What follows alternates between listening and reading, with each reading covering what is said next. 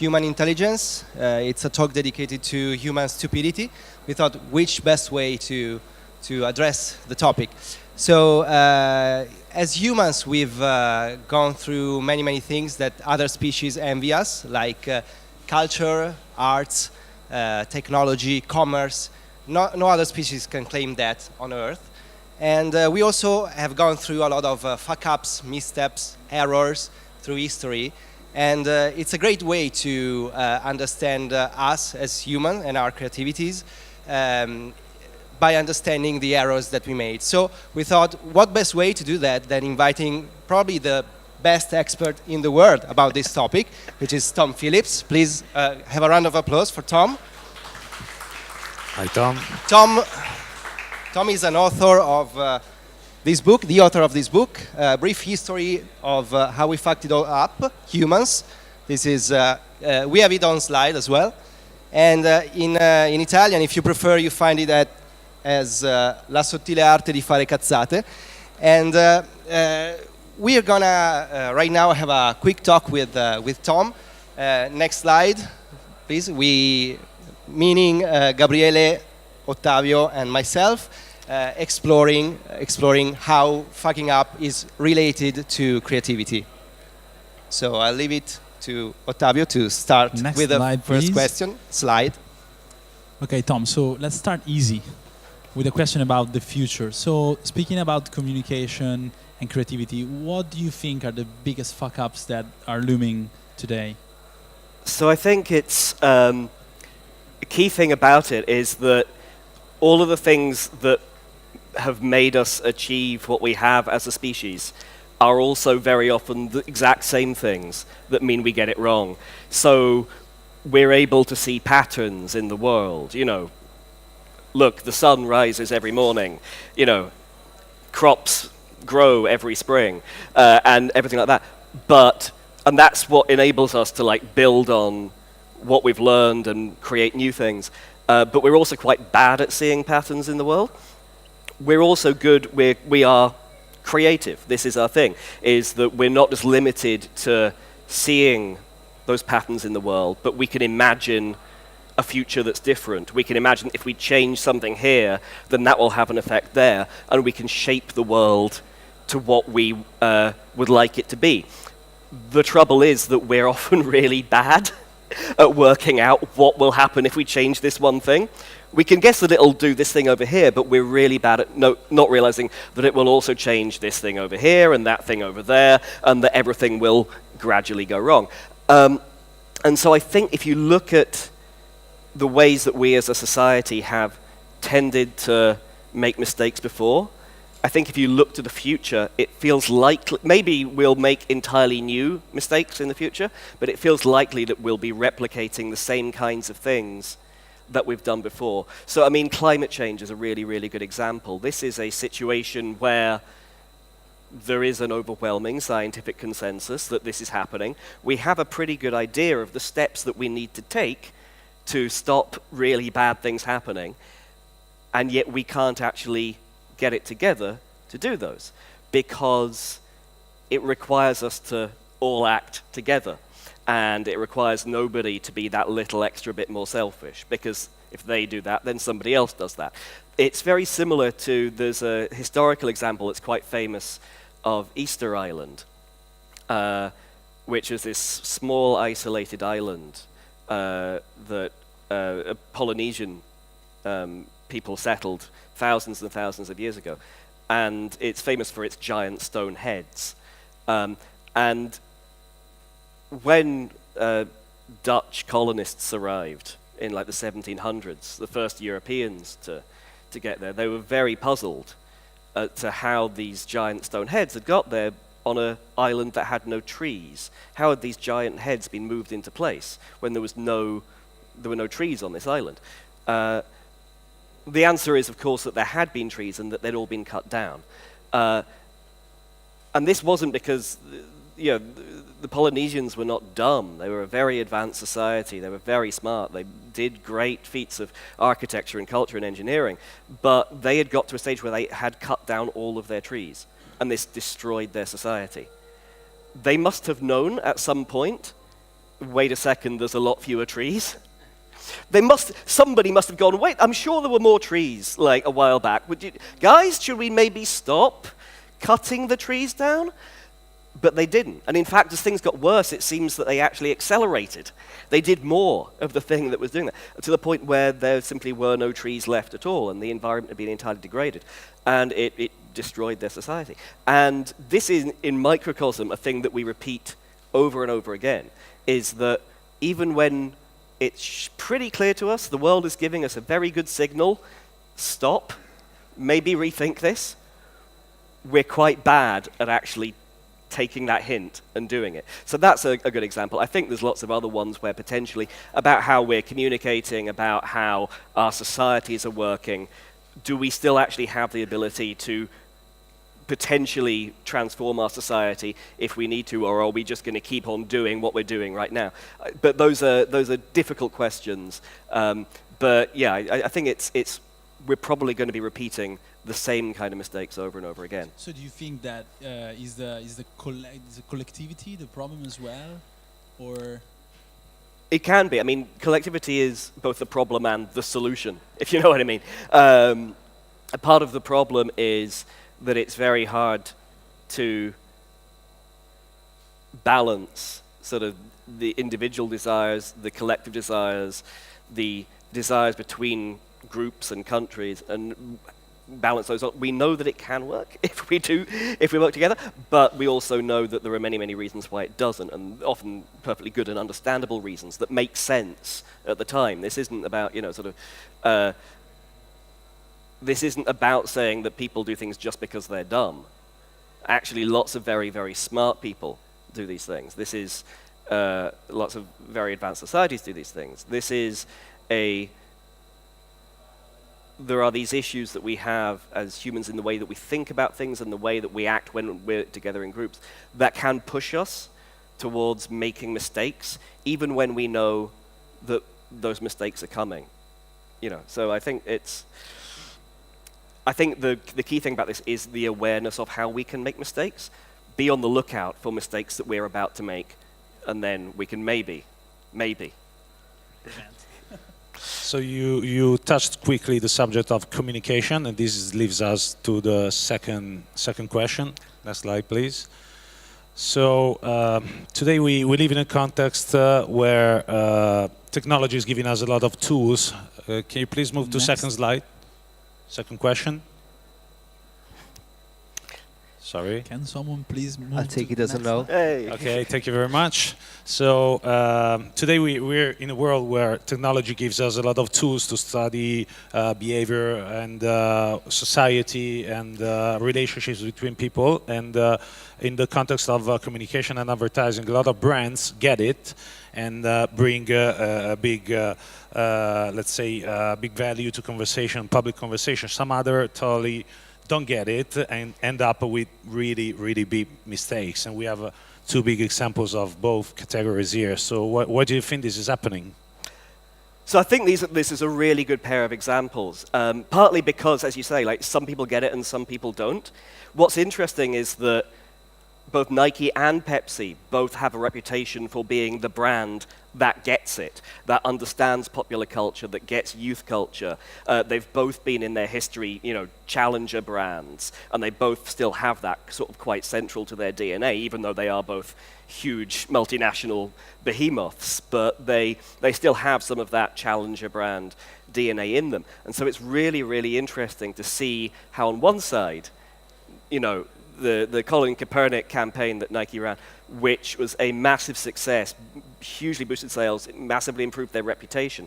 And on the other hand, the Kendall Jenner ad that Pepsi ran, which was a disaster on an epic scale. And I think there's two key lessons that sort of come out of this. So like one, which I touch on in the book quite a lot, is groupthink. This is one of the major reasons that humans make mistakes over and over again. Groupthink, it actually comes from, the term was coined after a study on what the Kennedy administration did in the Bay of Pigs invasion when America hilariously failed to invade Cuba, which was one of the most famous screw-ups in sort of the period of the Cold War, a time that had many, many screw-ups in it. And the thing about that was, like, there were people in the room when the decision was made to try and do this covert invasion of Cuba, that the Kennedy administration, an idea they inherited from the previous Nixon administration. There were people in the room who thought this was a terrible idea. As it went on, there was more and more evidence that this plan could not work. And instead of paying attention to the way that the world was telling them, this isn't going to work, stop it, they made changes to it to try and accommodate that, which actually made it even less likely to succeed. It was this spiraling thing, but they were committed to the idea.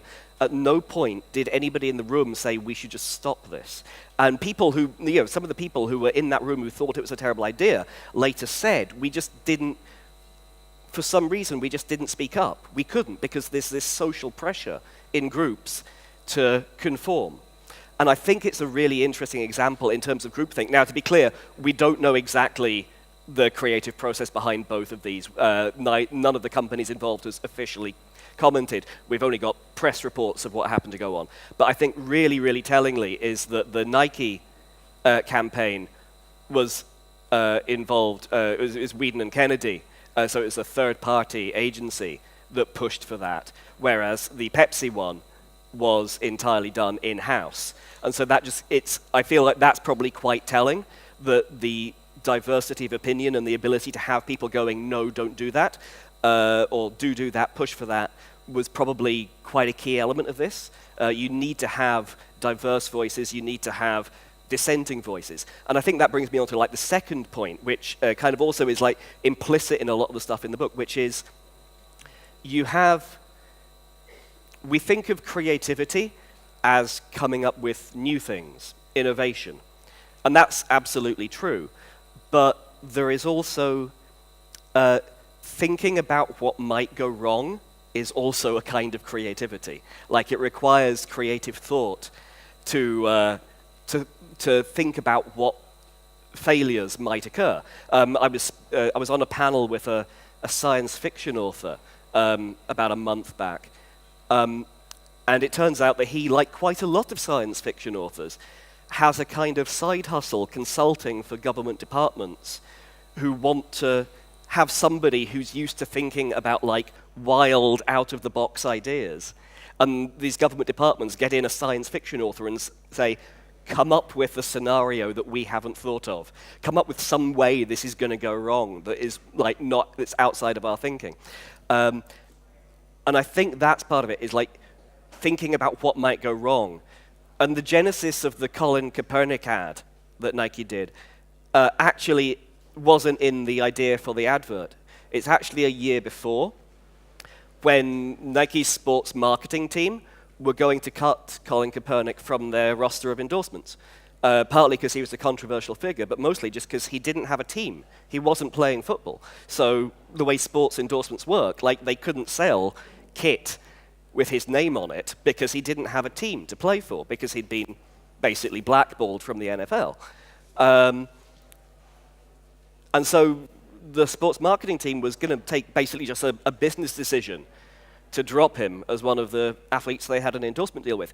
And once again, according to press reports, it was the head of communications at Nike who went, no, don't do that. This is a disastrous plan. We will get so much backlash over that. And so it was actually the genesis of it, the creativity of it, was initially in creatively thinking about what might go wrong rather than what might go right. And even if at the very beginning it was not considered a success, because there was some backlash on social media, so it was also a matter of courage and perseverance. Yeah, absolutely. I mean, there was a lot about just understanding the context of this. Everything that the Nike ad does well, the Pepsi advert does really, really badly, which is just not understanding the context and the culture behind it. I mean, every detail of it is wrong. There is nothing about that advert that gets it right. And you feel like it's very much that they had a checklist they had to go down. It has to be like about protest, but it also has to be about bringing people together, and it has to have Kendall Jenner in it. Those things don't go together, guys. They don't fit. And so, yeah, like it felt like they had an idea of what they wanted the outcome to be before they got on the process to get there. I mean, I don't know. Like, that's guessing how that went down, but. If we drew for the next slide, if we drew a word cloud of all the talks in marketing today, I think AI is one of the words that would come out huge in this word cloud because it's very talked about a lot of people. But it's also an area where there's a lot of screw-ups that people are starting to foresee. Like Elon Musk is saying that AI will kill us all sometime. So next slide. What's your take on that, on AI? Yeah, I mean, beyond the fact that, you know, I feel it's probably just as likely that Elon Musk will kill us all. But yeah, AI is really, really interesting from Imagine there's a robot on the screen. Next slide. Imagine the right slide. Yeah, just picture that, just back there. Yeah. Thank you. Hey,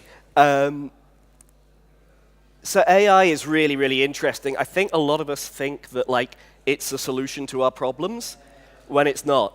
It's just a mirror reflecting our problems back at us. And this is the thing, as you say, that I think a lot of people are beginning. Elon Musk's concern about AI is that it will just become smarter than us and will kill us for that reason. I think the real concern about AI is that it will be exactly as stupid as us because we've taught it, which is something that you actually see. So there are lots of concerns that basically algorithmic approaches to things just reflect our own prejudices and biases back at us. So there was a story just a month or so ago. Amazon had started to use AI to improve its hiring process. So they fed in, you know, years and years and years worth of data about the resumes that candidates had submitted and which ones had been successful to try and improve their hiring process. And it turned out that any resume that mentioned women's activities, like women's sport, basically if it said the word women on it, it would go in the bin. And so all Amazon discovered from this was that actually their hiring processes for a decade had been discriminatory. So the AI wasn't going to solve that problem, but it did point out the problem too. I mean, they should probably have noticed before that, but, you know. And there was an amazing example that was reported. We don't know what company it was, but Quartz reported that there was another company had also been trying to do this, use machine learning to improve hiring. And they'd got it down to the level of specificity that it had identified the ideal candidate as being called Jared and having played lacrosse in high school, which is basically just shorthand for a rich, upper-class white American man. And once again, they abandoned this algorithmic approach to hiring immediately because they just went, oh no, oh, we've got this very badly wrong. And so, yeah, and you see this across lots and lots of places. And there is obviously a concern that these may be invisible. Like, we know about these because people noticed it. The problem is, if we're not able to see it, you know, if we never work out that, say, one group of people are being discriminated against in how much they pay for insurance. You know, if police forces and the justice system are starting to use AI to predict where crime is likely to happen, and that tends to happen in, say, a neighborhood with more ethnic minorities in it, and then they send more police there, so they make more arrests there, so that proved the algorithm was right? Yeah. Which is one of these problems, is that we often we like to believe that we were right all along, and so any evidence that suggests we were right, we will go, yes, look, we were right. And so you get into these circles. You don't look for the evidence that you might have been wrong. And I think that there is a real danger that AI might just, because we think it's an objective, you know, rational approach to this, that actually that just even removes further from us the ability to spot when the evidence is telling us that we're getting something wrong. So that's So it's basically becoming an accelerator. It's like wanting the car to go faster, but without knowing where. exactly, and Problem? it's kind of like it's outsourcing. It's outsourcing our decision making to machines in the idea that they're more objective when they're not. All that they are is a reflection of what we've already put into them. So yeah. Next slide. Yeah, so Banksy auction. So and arguably one of the most controversial and interesting art performances or PR stunt, I would say, maybe around the hard word. So talking about screw-ups and creativity, do you think there's a correlation between the amount of screw-ups and then the level of creativity? I think there is. So like, I think it probably goes like that. Like, there's probably an ideal level of creativity and screw-ups that like gets you just to the right point, and then either side of it, it's too much screw-ups or too little creativity.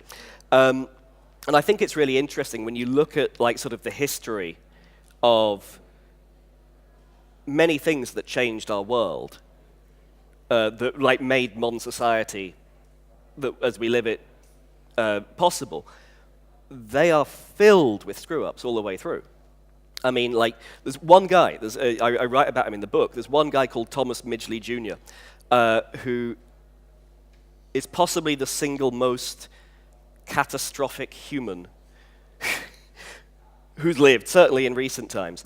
He was responsible for 2 inventions that changed the world completely, one of which was putting lead into petrol, and the other one of which was chlorofluorocarbons for refrigeration and air conditioning. Now, adding lead to petrol led to higher performance cars.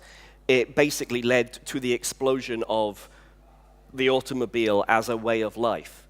It changed dramatic, like rather than just like, you know, cars being one possible tool, they became the dominant way of life, especially in America, in lots of other places around the world.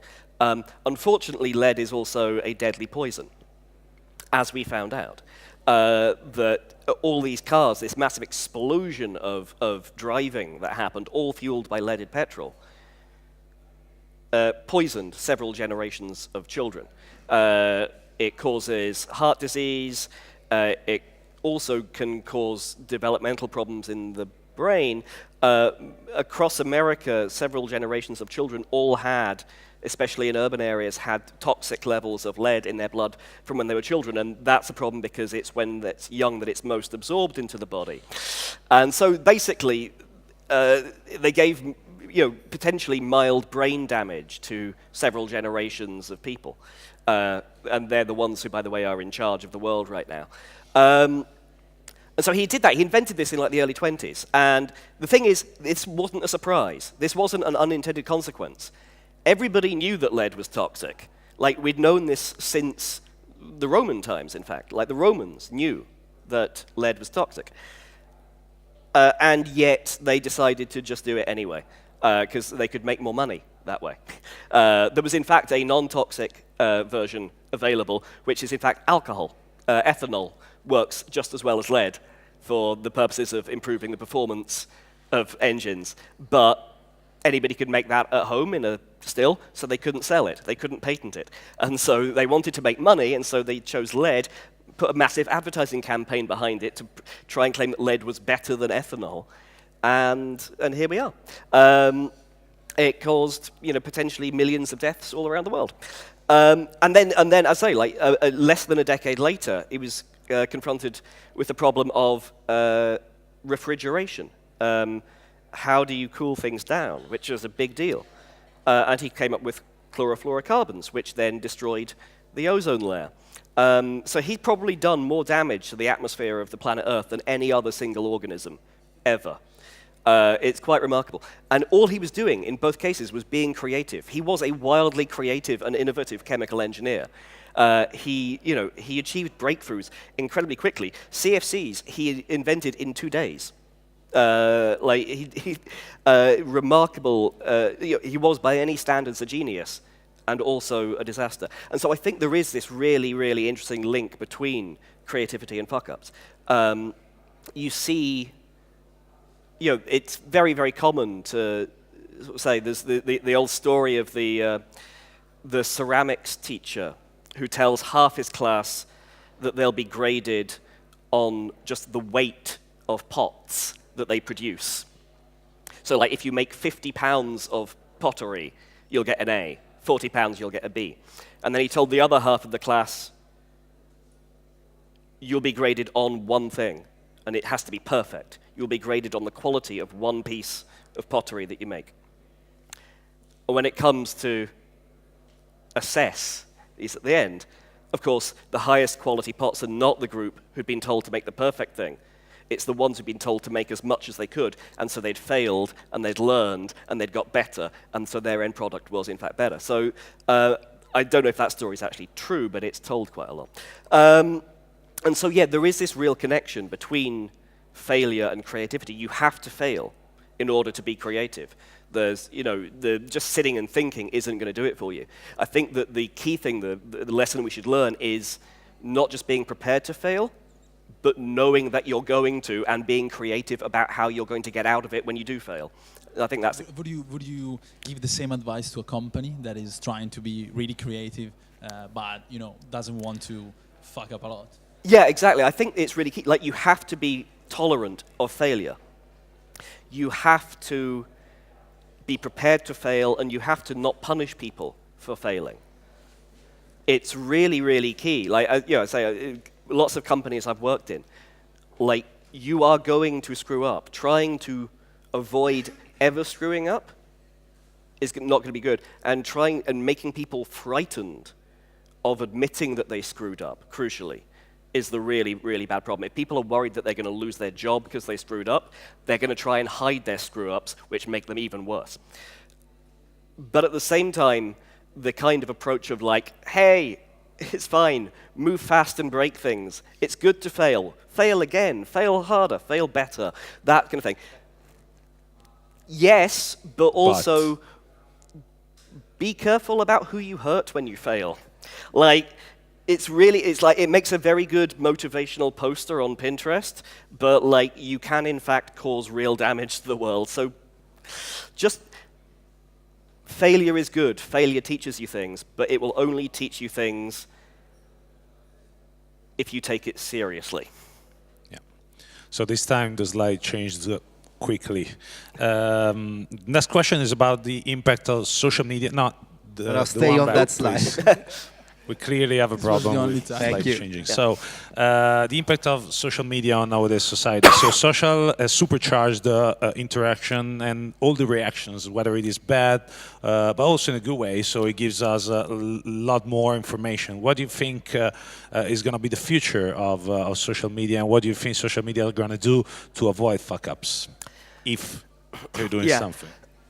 I mean, I think supercharged is a really good word for that, because I think we can get carried away with thinking that social media has caused new things to happen. It hasn't really. It's kind of sped them up, and it's kind of de-linked them from geography. Like, things can go around the world a lot better. But none of the things that social media does are really new. The way that rumors spread, that false information spreads online, this has been around for as long as people have talked to each other. I mean, you compare, some of the terrible events, like, in Myanmar and India, right, that have been supposedly fueled by WhatsApp messages and rumors and calls to violence going around. This is awful and horrific, but it's not new. Like in the Middle Ages in Europe, the exact same things happened over and over again. There was, for several hundred years, there was a mania for, like, the idea that wells had been poisoned, because wells were an important source of, they were the main source of water. The idea that the main well of the town or the village had been poisoned was this meme. It was a huge meme that kept on going round. And it led to people being driven from their homes, people being killed, entire neighborhoods being torched to the ground, normally blamed on Jewish people, as was the trend at the time and to a large extent still is the trend. It was, like everything that is happening right now has happened before. People talk about fake news, which, like is a term that was kind of coined by a colleague of mine at BuzzFeed, and he really regrets that now. But fake news is not new. You look back at history, you look at the history of the mass media, fake news has been part of it forever. Benjamin Franklin, one of the founding fathers of the USA, one of the great intellectual figures of his time, spent most of his life creating hoaxes in newspapers, both ones that he published and ones that he didn't publish. He did this all the way through his life. He basically seemed to think it was incredibly funny. But like lots of them actually had real-world consequences. Some of them for good, and some of them for bad. During the end of the Revolutionary War in America, there was a story went round about a package of like 800 human scalps that had been intercepted by the Americans that were being sent back to King George in England that had been taken by the Native Americans. That wasn't true. Benjamin Franklin made that up and planted it in a newspaper for propaganda purposes. The trouble is, that rumor came back. Reminds me of something. That rumor came back several decades later during the next war between America and England. Franklin was long dead, but it actually came back and it spread even further. More newspapers picked it up. It became part of the legend, of one of the foundational legends of America, and probably contributed to the treatment of the Indians over the course of time. Franklin wasn't even targeting the Native Americans with this. He was trying to have a go at the English, but they were like collateral damage for this propaganda he made up. So this isn't new, but it is. There are certain things about it, the speed of it and the way that it's disconnected from geography, that I think we do have to think about. The way that rumors can jump from country to country now that's a new thing. Yeah. And so we're running a little bit late, so we gotta be a little bit quicker in the last part of the. Yeah, we're gonna be. It's gonna be a quick exercise actually. Next slide. We selected a few pictures, and we think fuck-ups are hidden almost everywhere. And so to demonstrate that, we will show you an apparently not fucked up picture and ask you where's the fuck-up in that. So the first one is a field of crops. So we started crops. Next slide. Next one.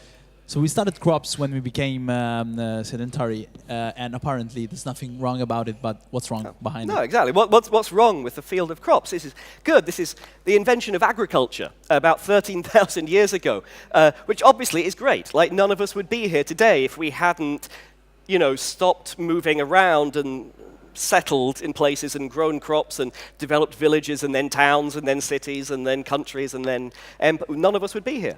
Unfortunately, the beginning of agriculture is also it's also when wealth inequality gets invented. So the elites begin to emerge who have more and start to rule over other people. It's when war begins, because once you've got a village and then another village, that village can raid your village, and then you raid that village. And so the archaeological record is quite clear that basically war, as we know it, starts to begin very, very shortly after we start to settle down. Disease, once you're living together and in close proximity, especially to other animals you've domesticated,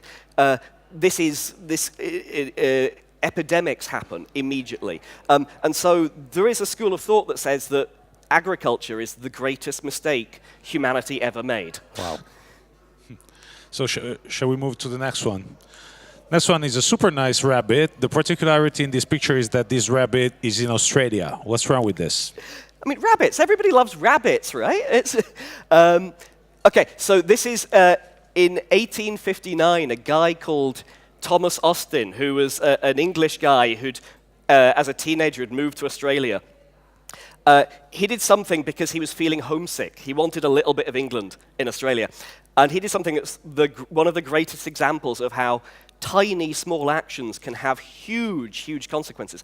He imported 24 rabbits from England for his hunting estate. And he said, what he actually wrote, it can do little harm and might provide a spot of hunting. The thing about rabbits is that rabbits breed really quickly. A decade after he imported those 24 rabbits, there were millions of them in the state of Victoria. They were shooting 2 million rabbits every year, and that was doing nothing to slow down their population growth. They moved about 80 miles every single year. The rabbit army got larger and larger and spread across Australia. By the 1920s, when the rabbit infestation reached its peak, there were 10 billion rabbits. All from 24 All rabbits. from those original 24. They built a fence 1,000 miles long to try and stop the rabbits getting into, like, Western Australia. That didn't work because it turns out rabbits can dig tunnels. It destroyed large parts of the ecosystem of Australia. Loads of plants and animal species were put near to extinction. It was a disaster because this one guy brought over 24 rabbits. Wow. Wow. So next slide is you're going to see a map.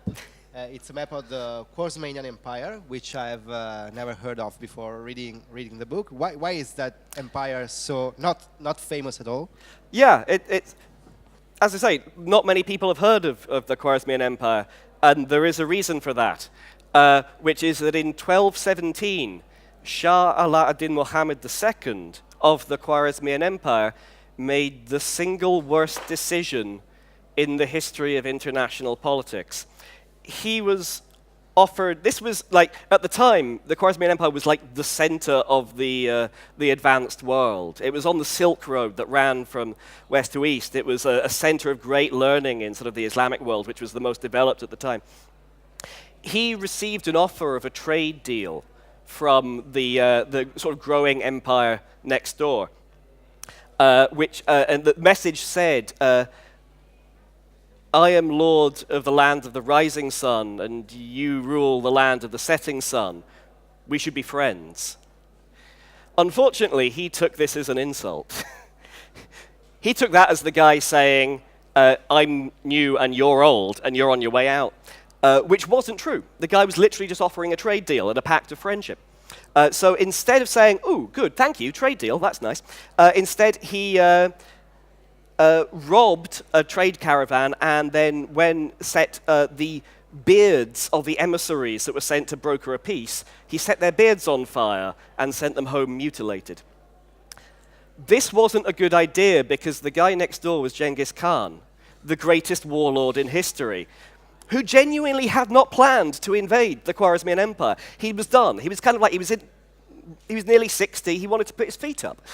But then insult after insult came from this guy, and Genghis Khan went, yeah, okay, no. And so the reason you've probably never heard of the Khwarezmian Empire is that 2 years after he made this terrible, terrible decision, Shah Ala ad-Din Muhammad II, 2 years after that, there was no Khwarezmian Empire anymore. They were obliterated. And also, the thing about this is that this changed history because once Genghis Khan had gone through there, he didn't stop. He carried on until he reached Poland. So, like, nice the modern idea. world basically happened because this one guy was a dick. Next one. So this is a Mars climate orbiter. Apparently a good thing. Why this is a Exactly. Space exploration is a wonderful thing. This was launched in the 70s, I think it was. This was a hundreds of millions of dollars worth of cutting-edge scientific equipment that NASA sent towards Mars. It was supposed to orbit around Mars and study the climate of Mars, giving us, useful information that might tell us a bit more about our climate as well. Unfortunately, they'd got the wrong units of measurement. So the ground control computers and the computers on the spacecraft were using slightly different units of measurement. So when it got to Mars, it thought that it was about a couple of 100 miles further away from Mars than it actually was. So when it went to go into orbit around Mars, it actually just crashed straight into the atmosphere, burned up, and died, because they got the units of measurement wrong. And the really interesting historical irony about that is that that's exactly the same mistake that Christopher Columbus made hundreds of years earlier that led to him accidentally discovering America. Didn't discover it, there were like millions of people living there already, but is he got his units wrong as well. He thought that when someone talking about the circumference of the world was talking about a mile, he thought that it must mean the Roman mile. It actually meant the Arabic mile, which is much longer. And so he thought the world was much smaller than it was, which is why he set out on a journey that he could never have completed. So yes, the same mistakes over and over again, just now we get to do them in space. Cool. So thank you very much. Can you go to the last slide? Thank you very much. And thank you very much, Tom, for coming. Thank you, Tom.